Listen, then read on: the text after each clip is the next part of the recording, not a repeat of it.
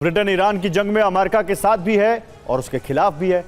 पहले ब्रिटिश सरकार ने कहा कि ईरान पर हमलों के लिए अमेरिका को अपने एयर बेस नहीं दिए जाएंगे, लेकिन ट्रंप के प्रेशर में आने के बाद फेयरफोर्ट और डिएगो गार्सिया बेस खोलने पड़े।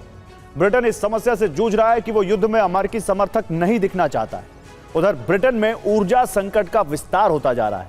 यात्री विमानों के लिए 3 हफ्तों से भी कम का ईंधन बचा है।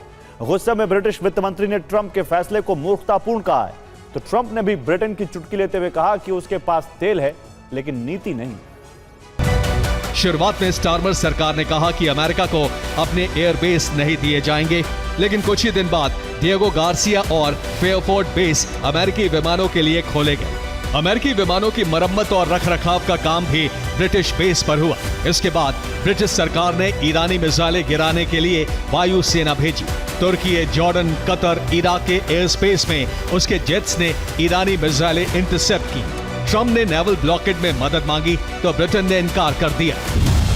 ब्रिटेन में 3 हफ्ते का एविएशन टरबाइन फ्यूल और डीजल बचा हुआ है। इससे सार्वजनिक परिवहन और इसके साथ ही यात्री विमान प्रभावित होने वाले हैं। तेल महंगा होने की वजह से ब्रिटेन को पैसे की जरूरत होगी। रूस के साथ तनाव, अरब में बढ़ते सैन्य खर्च के बीच मजबूरन सैन्य कटौती के आदेश दिए गए हैं। स्काई न्यूज की रिपोर्ट है कि एक तरफ ब्रिटिश सरकार रिकॉर्ड बजट का दावा कर रही है तो दूसरी तरफ सैन्य प्रमुखों को भारी कटौती के निर्देश दिए जा रहे हैं। सबसे चौंकाने वाली बात यह है कि सैन्य प्रमुखों से एक ही समय में 2 काम करने को कहा गया है: युद्ध के लिए तैयार रहना और 3.5 बिलियन पाउंड की बचत करना।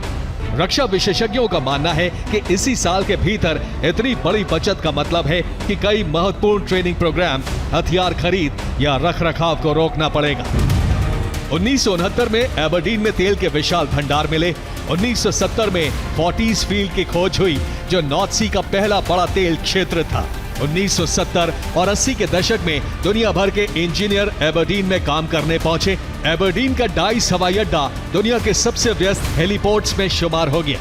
यहाँ से कर्मचारी ऑयल रिग्स पर भेजे जाते थे। अब स्वच्छ ऊर्जा पर निर्भरता बढ़ाने के लिए ब्रिटिश सरकार ने एबरडीन में नए तेल निकासी लाइसेंस पर रोक लगा दी है। तेल कंपनियों के मुनाफे पर लगने वाले टैक्स को बढ़ाकर 38% कर दिया गया है, जिससे कुल टैक्स की दर 78% तक पहुंच गई। शेल और BP जैसी बड़ी कंपनियों ने घाटे का सौदा करने से बेहतर ब्रिटेन में तेल निकालना बंद कर दिया।